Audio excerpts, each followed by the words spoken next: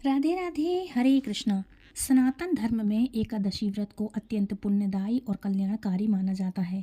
यह तिथि भगवान श्री हरि विष्णु को समर्पित होती है, जिनकी कृपा से जीव के समस्त पाप नष्ट हो जाते हैं और जीवन के सभी कष्ट दूर होते हैं और साधक को मोक्ष की दिशा में अग्रसर होते हैं। माघ कृष्ण पक्ष की एकादशी को आने वाली एकादशी जो है उसको सटतिला एकादशी के रूप में दान, तप और करुणा का पर्व माना गया है। वर्ष 2026 में यह पावन व्रत भक्तों के लिए आध्यात्मिक उन्नति का एक अनुपम अवसर लेकर आ रहा है। वैदिक पंचांग के अनुसार सटतिला एकादशी तिथि प्रारंभ होगी 13 जनवरी 2026 को दोपहर को 3:17 से लेकर के होगा इसका शुरुआत, और इसका समापन 14 जनवरी को 2026 को शाम को 5:52 पर होगा। हिंदू धर्म में उदया तिथि को मान्यता दी जाती है, इसलिए सटतिला एकादशी का व्रत 14 जनवरी 2026 को रखा जाएगा, दिन बुधवार को। सटतिला एकादशी का नाम ही इसके विशेष महत्व को प्रकट करता है। सट अर्थात 6 और तिला अर्थात तिल, मतलब 6 प्रकार से तिलों का उपयोग। इस दिन तिल का 6 प्रकार से प्रयोग करने का विधान होता है। शास्त्रों के अनुसार तिल भगवान विष्णु को अत्यंत प्रिय है और इसका उपयोग करने से दरिद्रता का नाश होता है, पापों का क्षय तथा सुख समृद्धि प्राप्त होती है। पुराणों में वर्णन मिलता है, जो व्यक्ति इस दिन श्रद्धा पूर्वक व्रत रखता है, तिल का दान करता है और श्रीहरि विष्णु का स्मरण करता है, उनके पूर्व जन्मों के सभी दोष कष्ट समाप्त हो जाते हैं। सटतिला एकादशी मन, वचन और कर्म तीनों स्तरों का शुद्धिकरण करता है। ये शुद्ध पर्व है। धर्म ग्रंथों में सटतिला एकादशी पर तिल के 6 प्रयोग बताए गए हैं, जिनका पालन करने से व्रत पूर्णदायी फलदायी माना जाता है। तिल मिश्रित जल से आपको स्नान करना चाहिए। सबसे पहले तो या तो पहले तिल के तेल से मालिश करें, मसाज करें, उसके बाद आप सुबह स्नान करें। नहीं तो आप तिल का उपटन बना सकते हैं। उसके बाद सुबह ब्रह्म मुहूर्त में किसी नदी, तालाब, जलाशय में जाके नहा सकते हैं, घाट पे किसी, नहीं तो घर में ही कुछ ड्रॉप्स पानी के आप डालें, बूंदें बाल्टी में, और फिर स्नान करें या उपटन लगाने के बाद स्नान करें। तिल का उपटन लगाना शरीर को पवित्र माना जाता है और इससे नकारात्मकता दूर होती है। हवन में तिल का प्रयोग किया जाता है। जब भी आप हवन करेंगे तो उसमें आप तिल ज़रूर डालिएगा, सफ़ेद या काले तिल जो भी हैं, एक एक मुट्ठी दोनों डाल दीजिए। जो भी आपके पास अवेलेबल हो तिल ज़रूर डालिए और उससे आप हविष्य करें। हविष्य देवताओं को अर्पित होता है, मतलब जिसको हवन कहते हैं। हवन अग्नि में तिल अर्पित करने से देवताओं की कृपा प्राप्त हो जाती है। तिल से तर्पण करना, पितरों को तिलयुक्त जल अर्पित करने से पितृ दोष भी शांत होता है। भोजन में तिल का सेवन करना चाहिए। आज के दिन तिल से युक्त प्रसाद रूप को आपको ग्रहण करना चाहिए और भगवान श्री हरि विष्णु को अर्पित करना चाहिए। उसके बाद समस्त परिवार में और स्वयं भी इसको खाना चाहिए। तिल का आज के दिन दान भी करना चाहिए। अपने सामर्थ्य के अनुसार तिल का दान करना इस व्रत का प्रमुख अंग होता है। सटतिला एकादशी त्याग और सेवा के मार्ग पर चलने की प्रेरणा देता है। इस दिन भगवान विष्णु की आराधना करें, व्रत रखें, तिल का प्रयोग करें और ज़रूरतमंदों की सहायता करके उनको दान ज़रूर दें, भोजन करवाएं। आज के दिन खिचड़ी का दान भी ज़रूर से करना चाहिए, क्योंकि आज ही के दिन एकादशी के साथ साथ मकर संक्रांति का पर्व भी पड़ रहा है। लेकिन ध्यान रखिएगा, जो लोग व्रत रखते हैं एकादशी का, वो लोग खिचड़ी का सेवन नहीं करेंगे।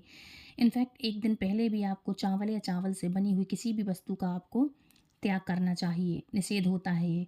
दूसरों को, ज़रूरतमंदों को आप बना करके खिला जरूर सकते हैं। सूखी खिचड़ी का आप दान कर सकते हैं। भगवान श्री हरि विष्णु, लक्ष्मी नारायण और शिव परिवार की आप सेवा, आराधना और पूजा ज़रूर कर सकते हैं। भंडारा करवा सकते हैं, बंटवा सकते हैं, लेकिन स्वयं ग्रहण नहीं करेंगे आप। एक दिन पहले ब्रह्मचर्य का पालन करें। माता तुलसी में एक दिन पहले ही आप 2-3 दिन पहले या 1-2 दिन पहले पत्ते तोड़ लें, जल अर्पित करें 1-2 दिन पहले। लेकिन एकादशी के दिन जल अर्पित नहीं करते तुलसी माँ को। धूप दीप दिखा के उनकी पूजा ज़रूर से करें, क्योंकि तुलसी दल 1-2 दिन पहले से ही तोड़ लें, वो बासी नहीं माना जाता है। भगवान श्री हरि विष्णु को भोग ज़रूर से लगाएं, उसमें तुलसी दल अर्पित करें और उनका अभिषेक करने के बाद फिर उनको पीले फूल, फल, वस्त्र, खिचड़ी, मोदक जो भी है आप उनका भोग लगाएं। और मोदक मैं इसलिए बोल रही क्योंकि गणेश जी के लिए भी आप आज के दिन भोग लगाएंगे, तो तिल का बना हुआ मोदक ही चढ़ाएं, तिल के लड्डू बनाएं, बर्फ़ी है, चिक्की है, ये तिल की अर्पित चीज़ें हैं जो भगवान विष्णु को करें और गणपति जी को करें। सटतिला एकादशी के दिन ये बहुत ही अधिक महत्व होता है। इसी का दान करें, इसी को खाएं, दूसरों को प्रसाद रूप में भी बांटें। ये आपके जीवन को सार्थक बनाता है और पर्व ये केवल भौतिक सुख संपदा ही नहीं, बल्कि आध्यात्मिक उन्नति और मोक्ष का मार्ग भी प्रशस्त करता है। जैसे दीपक घी में प्रज्वलित होकर प्रकाश फैलाता है, उसी प्रकार दान से जीवन पवित्र होता है और सफलता प्राप्त होती है।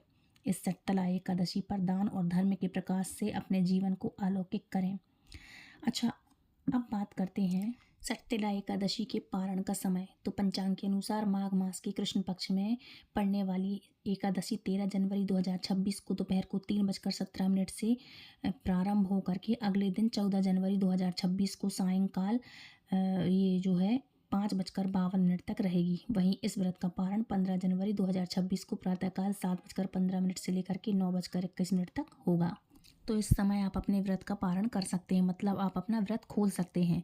एकादशी के दिन मांस मदिरा का सेवन नहीं करना चाहिए, क्योंकि उस दिन दो अलौकिक अद्भुत तिथियां पड़ रही हैं। इस दिन कांसे के बर्तन में भोजन आपको करना निषेध होता है, नहीं करना चाहिए। वाद विवाद से आज के दिन दूर रहें, अपने शब्दों का प्रयोग ठीक तरह से करें, किसी को अपमानित ना करें, जुआ या सट्टाबाजी में ना पड़े, किसी भी प्रकार की नशीली पदार्थ नशीली चीज़ों का सेवन आपको नहीं करना चाहिए।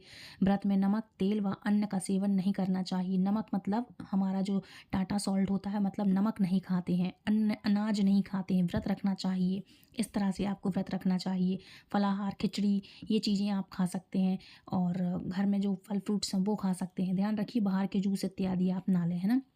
शट्तला एकादशी के दिन मनुष्य को भगवान विष्णु के निमित्त व्रत रखना चाहिए, और व्रत करने से गंध पुष्प धूप दीप तांबूल सहित मतलब व्रत रखने वालों को इन चीज़ों सहित भगवान विष्णु की षोडशोपचार से पूजा करनी चाहिए। उड़द तिल मिश्रित खिचड़ी बनाकर भगवान को भोग ज़रूर से लगाएं, लेकिन आप ना खाएं। अच्छा, रात के समय तिल से 108 बार ओम नमो भगवते वासुदेवाय स्वाहा इस मंत्र से आपको हवन ज़रूर से करना चाहिए। आपको इस तरह से व्रत करेंगे तो बहुत अच्छा होगा, काफ़ी बेनिफिट मिलेगा। पितरों के निमित्त तर्पण आज के दिन आप कर सकते हैं। तिल युक्त जल अर्पित करने से पितरों को इससे पितृदोष शांत हो जाता है। और भोजन में तिल का सेवन, तिल युक्त भोजन प्रसाद रूप में ग्रहण आपको आज के दिन करना चाहिए।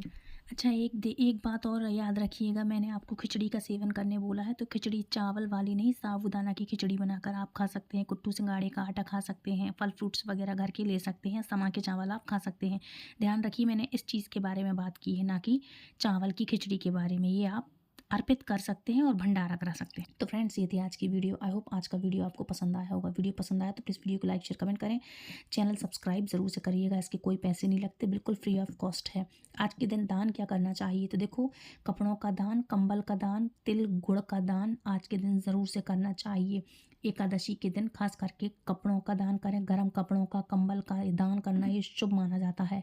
सर्दियों का मौसम चल रहा है, कोई भी तरह के गर्म स्वेटर हैं, ऊनी वस्त्र हैं, ये दान कर सकते हैं। नए ज़रूरतमंदों को कपड़े दें, यह बहुत ही शुभ माना जाता है। आज तिल गुड़ से बनी हुई चीज़ें, तिल गुड़ से बनी हुई कोई भी मिठाई मिष्ठान जो है आप आज के दिन अर्पित कर सकते हैं भगवान को। मंदिरों में भंडारा या फिर ज़रूरतमंदों को, ये इससे आप जो करेंगे इससे सुख समृद्धि बढ़ेगी, और आप दूसरों की मदद करेंगे, इससे आपको एक अलग ही प्रकार का एक सुकून मिलता है।